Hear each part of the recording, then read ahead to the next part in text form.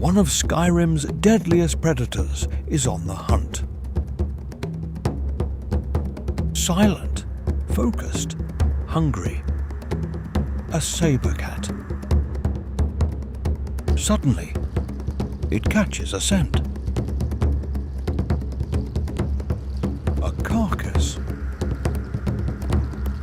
Far ahead, the frozen body of a cow lies half buried in the snow.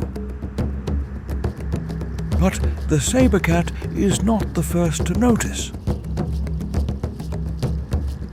A pack of wolves surround the carcass, attempting to stake their claim. The saber cat watches carefully, edging ever closer. The pack's guard is down, still unaware of the approaching danger. The saber cat bursts from cover with explosive force. The wolves scatter in panic, retreating into the tree line. The kill now belongs to the saber cat alone. Across the land of Skyrim, every creature must fight for its place. From the pine forests of Falkreath to the icy peaks of Winterhold, life persists against a brutal and unforgiving wilderness.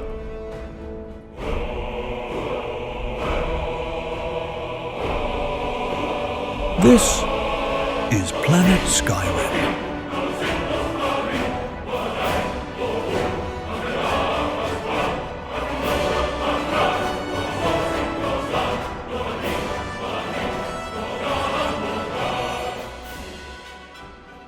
The plains of Whiterun stretch wide beneath an open sky.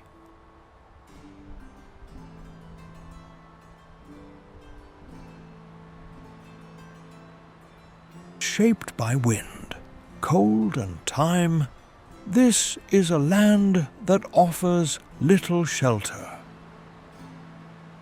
Even proud castles are now nothing more than scattered ruins. Life here is sparse, but persistent.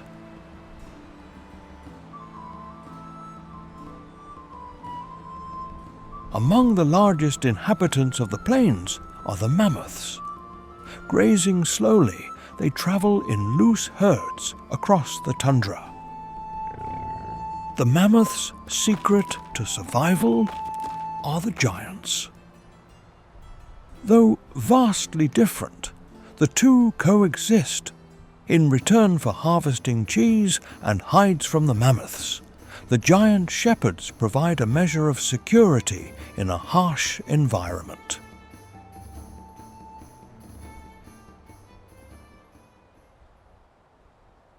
This mammoth, however, has wandered off from the herd.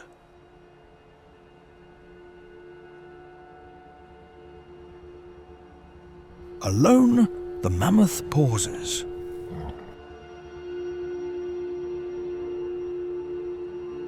In the open tundra, distance can be dangerous. Such opportunities rarely go unnoticed. Wolves watch from afar, alert to any sign of weakness. Closer still, a more patient hunter waits. The saber cat, the largest predator on the tundra, built for ambush. A creature like him poses a threat even to one of her size. And it seems he's caught her scent. The mammoth continues her search for the herd, unaware of the danger drawing ever closer. Slowly, carefully, the distance between them closes. Suddenly, the stillness breaks.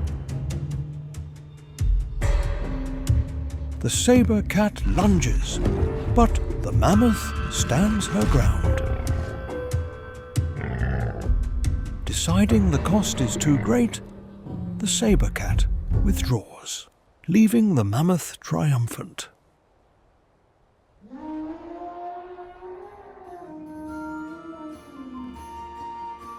He lives another day, and the mammoth continues across the plains. If she can endure the journey, the safety of the herd may yet be found.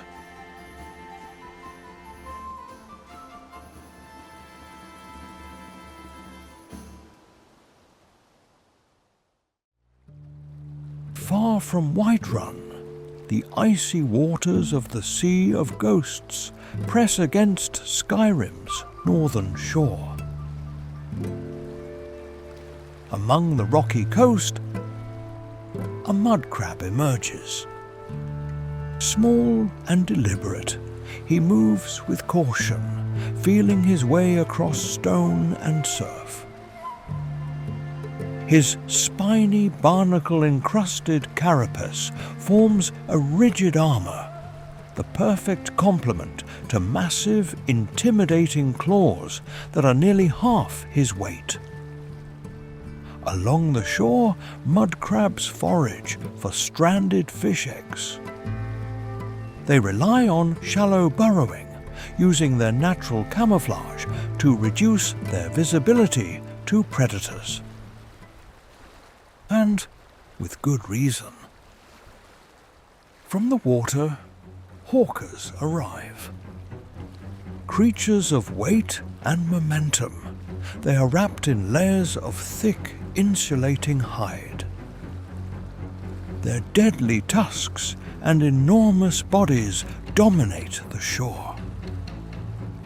Heavy and indifferent, they claim the coast without conflict.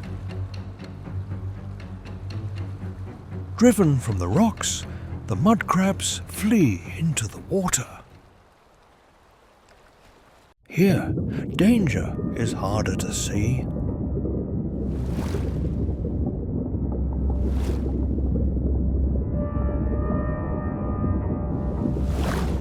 Slaughterfish.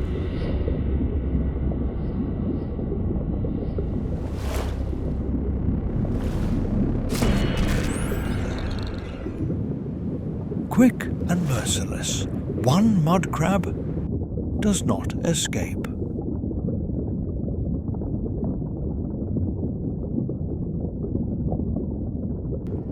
Another survives. Battered and exhausted, he crawls back onto shore. For those that endure, survival can bring change. Over years, some last longer. Shells thicken. Bodies grow. Here rests the remains of a giant mud crab. Once small, once vulnerable, shaped by countless narrow escapes. A reminder that even the most overlooked creature can grow immense.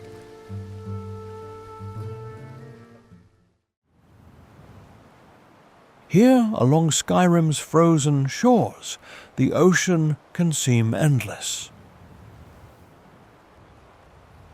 But beyond the sea, another land awaits. Not far from Skyrim's northeastern coast lies the ash-scarred island of Solstheim. Shaped by the Red Mountain's recent eruption, much of the life here was extinguished. Over time, the island leaves its mark on those that remain, reshaping bodies and behaviors alike without discrimination. Of all the survivors, none were more twisted than the ash spawn.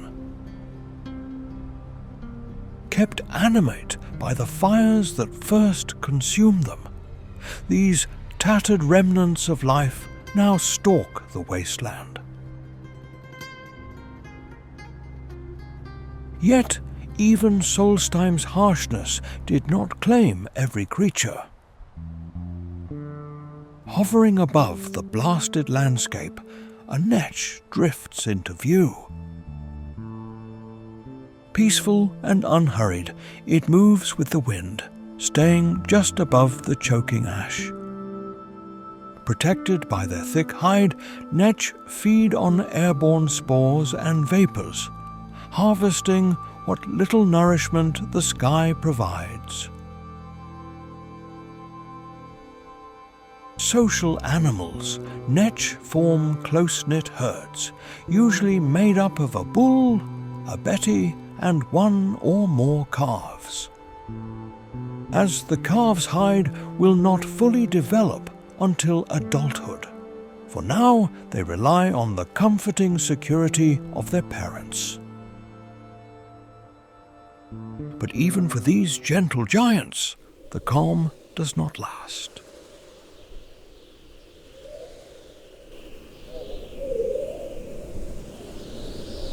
An ash storm.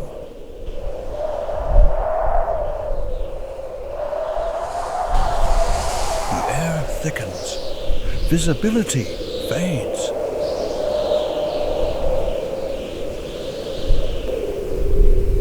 The howling winds buffet the exposed netch.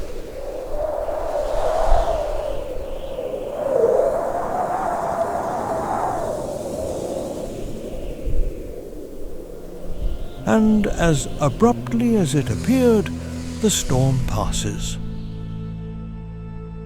While the land below is battered and reshaped once more, the netch drift on, unchanged.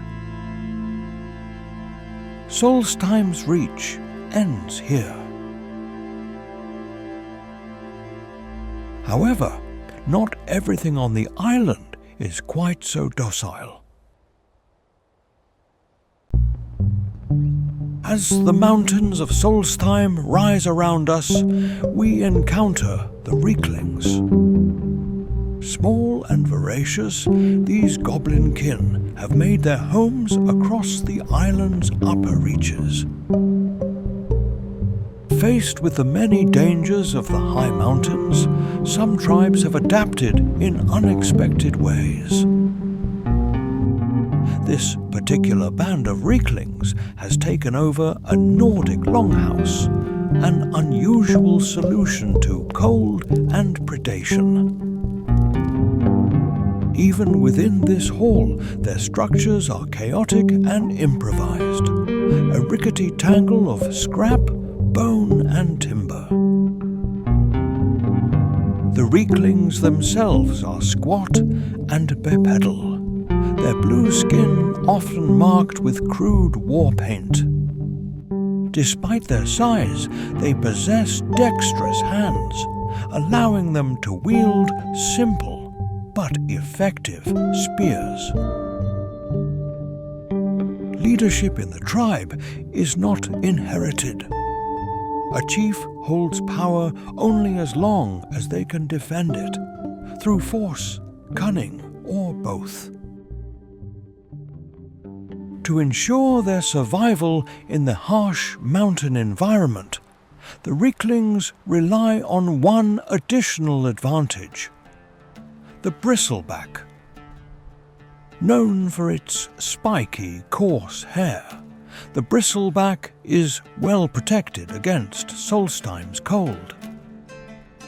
Sharp hooves and powerful tusks make the bristleback a formidable opponent. When threatened, it can break into a rapid charge, approaching speeds of nearly 40 kilometers an hour. The clever Reeklings make use of these impressive creatures. Some are captured young, raised, fed, and used as mounts or beasts of burden. For the Reeklings, cooperation can be useful. However, cooperation has its limits. At the chief's signal, the hunt begins. Sometimes the bristleback becomes prey.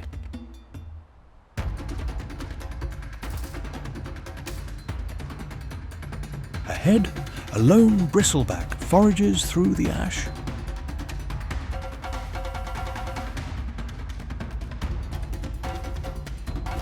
Its size offers protection, but isolation carries risk. The weaklings close in, undetected. Contact.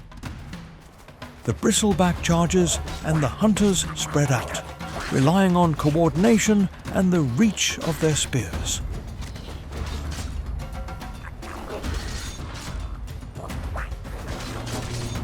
At last, the bristleback falls. With the kill complete, the group settles.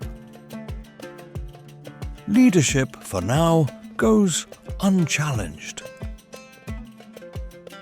For the Reeklings, as for all who live here, Solstheim demands constant proof of survival. This land favors those who change. The rest are left behind.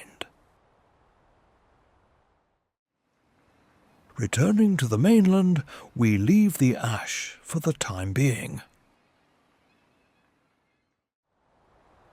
We now venture into the vast mountains of Skyrim.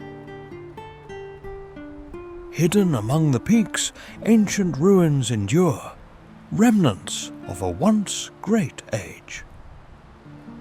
This time-worn city, dubbed Labyrinthian by modern scholars, has remained a mystery for centuries. Those who lived here are long gone, and with them are answers as to why this place was built. However, we do have some clues. They appear in the statues, the altars, and the architecture. It has been unclear as to who or what these bygone Nords worshipped. Until now. Crowning Elder's Blood Peak, more of these mysterious ruins endure. The exposed mountaintop and icy winds have made it an attractive home for a host of frost trolls. But the mountains of Skyrim are no longer their domain. Something long dormant begins to stir.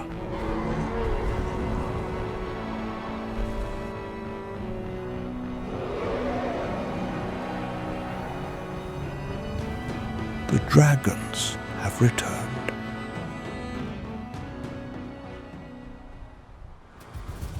The dragon wastes no time establishing his reign. Freezing breath, massive size, and flight overwhelm any opposition. The trolls never stood a chance. And suddenly, the ruins make sense. The people who carved those temples were not honoring legends. They were living beneath them. The Age of Dragons has resumed, and the skies are no longer empty.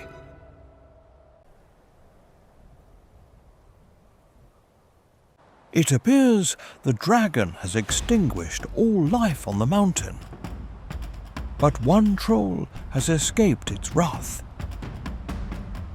Wounded and driven from the peak, the troll flees downslope. As daylight fades, distance becomes his only defense. By nightfall, the peak is far behind, but safety is not yet ahead. Frost trolls are built for endurance. Dense muscle, regenerative flesh, and thick fur allow them to survive where few others dare.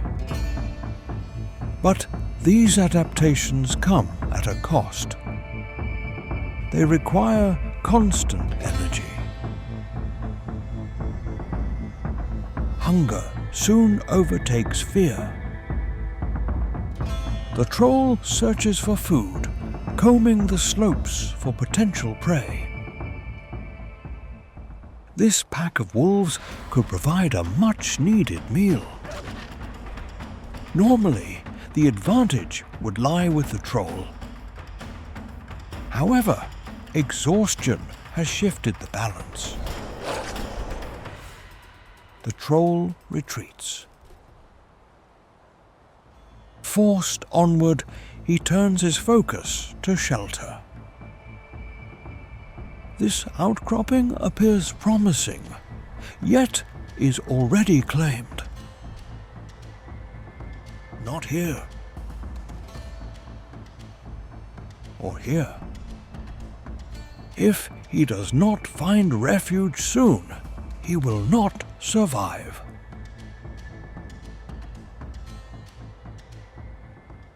At last, tucked beneath the mountainside, he finds it.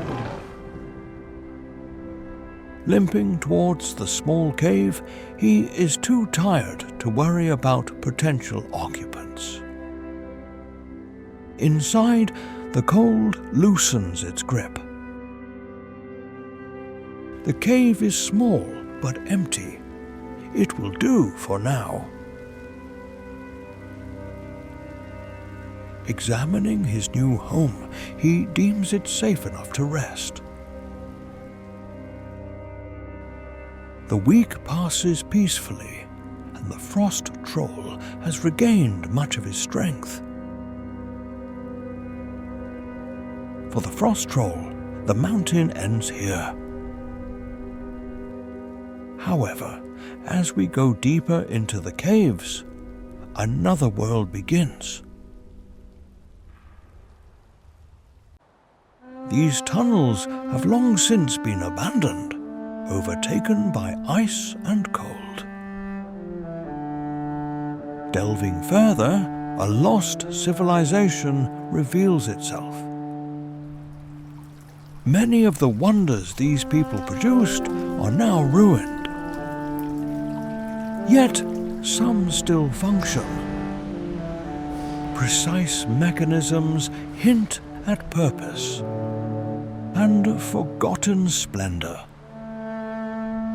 These vast empty chambers of brass and stone have not gone unnoticed. In the Dwemer's absence, the darkness adapts. The Falmer emerge from the shadows. Long thought to be snow elves forced underground, the Falmer are gaunt and pale. Over time, they lost their sight, now moving by sound, vibration, and memory. A social species, the Falmer operate under a strict hierarchy. The matriarchs of Falmer tribes wear chiton armor and symbolic jewels, their hair styled with careful symmetry. Crude dwellings rise against carved walls, the Falmer making creative use of their surroundings. But the Falmer's hold on these ruins is not unshakable.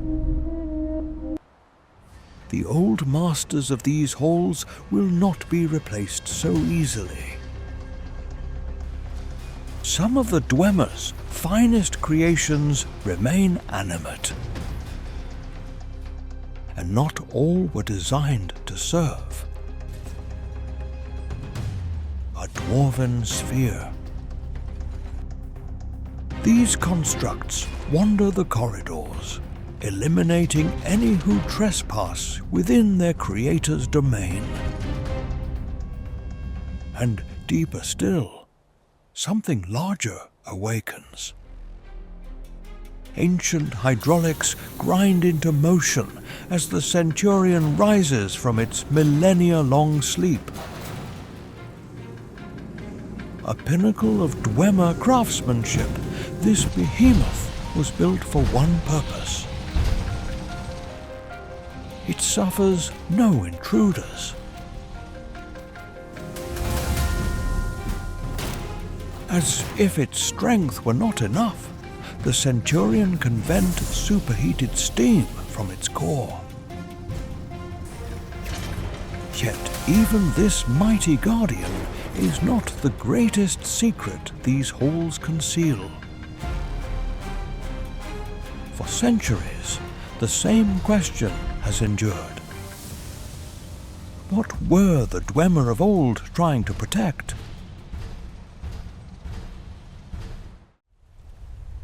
Now we finally know.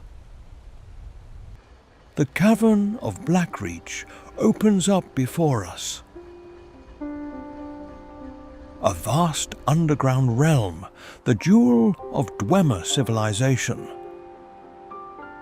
Ruins stand scattered across the cave.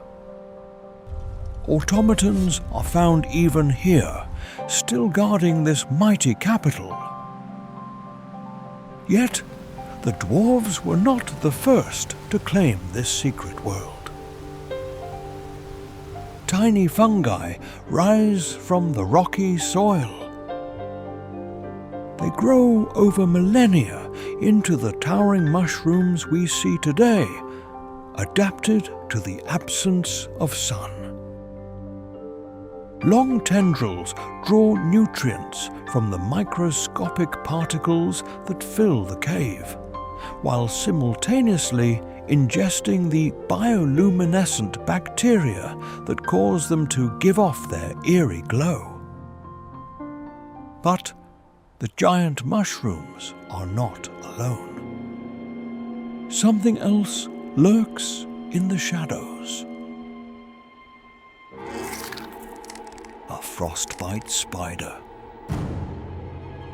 These giant arachnids find themselves at home in the ruins of Blackreach, their segmented legs and claws perfect for maneuvering underground.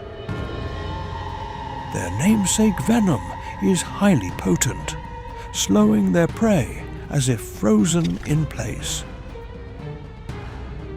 However, even these hunters must tread carefully. The spider's main rival in the caves are the chorus. Their chitinous bodies shrug off most attacks, their powerful mandibles capable of crushing bone. This wandering frostbite spider has made a fatal mistake. The chorus makes short work of the competition, spewing a venom of its own.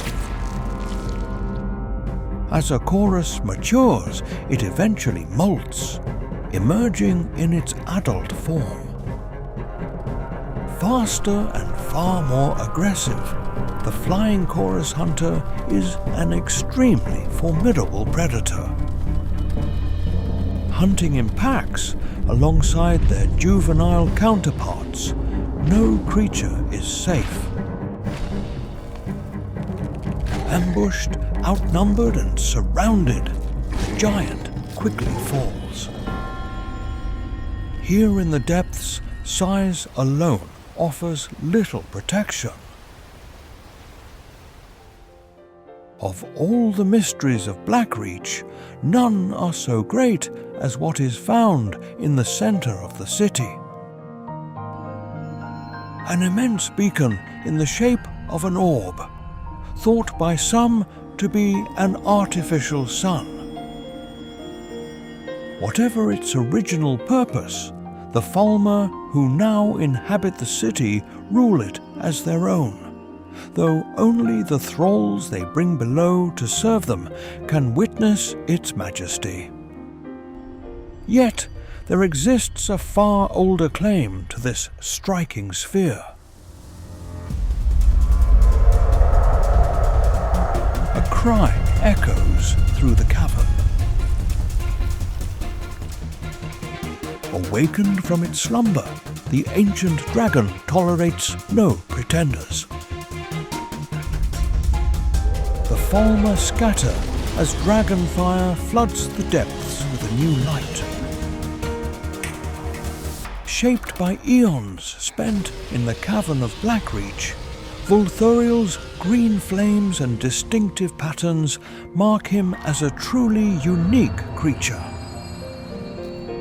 Why his scales bear this bronze hue remains unclear to scholars. Like many of the secrets in this cave, the answer may never be known. As we leave the glowing cavern of Blackreach behind, the tunnels narrow once again. Closer to the surface, more familiar creatures begin to appear. Something stirs in the darkness. A skeever. These large, adaptable rodents are widely regarded as vermin. Their pockmarked skin a breeding ground for diseases such as ataxia. Their body is finely tuned for navigating the dark surface tunnels they inhabit, their poor eyesight more than offset by an acute sense of smell. Individually weak, they rely on numbers and speed to overwhelm prey far larger than themselves. And these skeevers are on the hunt. They swarm the lone wolf. Worked up into a frenzy, they move on quickly. But numbers aren't everything. Mighty cave bear, far larger than its surface-dwelling relatives, the cave bear rules these upper tunnels through sheer strength. Turning away from the kill, it moves toward the cave's entrance. Emerging from the tunnels, he steps into a different world. Boasting one of the most powerful senses of smell in Skyrim, it can detect prey from remarkable distances. Unlike the skeevers, he does not need numbers. A single strike is more than enough. The bear settles briefly, conserving its energy. For now, it rests. The forest is still.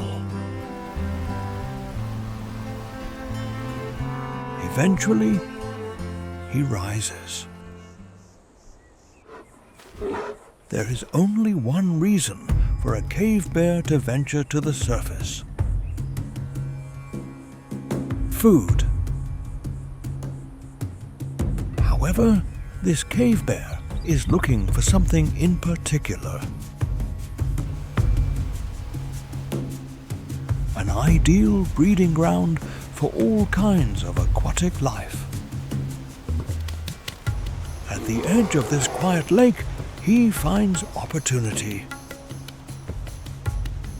He stands motionless until a well-earned meal. But even here, he is not alone. Across the water, another figure emerges. It seems that this brown bear has also found its way to the lake. For now, they remain unaware of the other's presence. But not for long. Suddenly, they are alert. The silence is broken. The brown bear rises onto its hind legs. A warning. But the cave bear answers. Standing to its full 4-meter height, it dwarfs its rival. The challenger yields. Driven back, the surface bear disappears into the tree line. At last, the lake belongs to the cave bear alone. He will fish here for some time and then will return to the tunnels. Across Skyrim, peace is earned through strength. Yet, strength can come in many colors. From the colossal beasts of the land and sky, to the smallest critters along the shore. Every creature is in a constant struggle against the land itself. Nowhere is this conflict more evident than deep within the forests of Skyrim. In this sheltered grove within the Falkreath province, tiny lights drift through the darkness. But the torch bugs are not alone. It seems that nature has taken a form. A spriggan. Neither plant nor beast, spriggans are among the oldest beings in Skyrim's wilderness.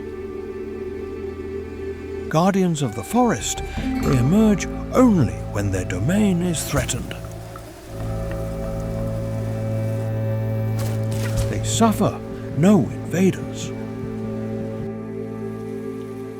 The spriggan is just an example of nature's grasp on Skyrim. The greatest works of Nord and Imperial alike crumble under its constant onslaught. Mighty trees fall. The fearsome starve. And yet, somehow, inexplicably, life endures. Every creature, great and small, plays its part in a cycle far older than any empire. A cycle of struggle, of death, and, given time, renewal.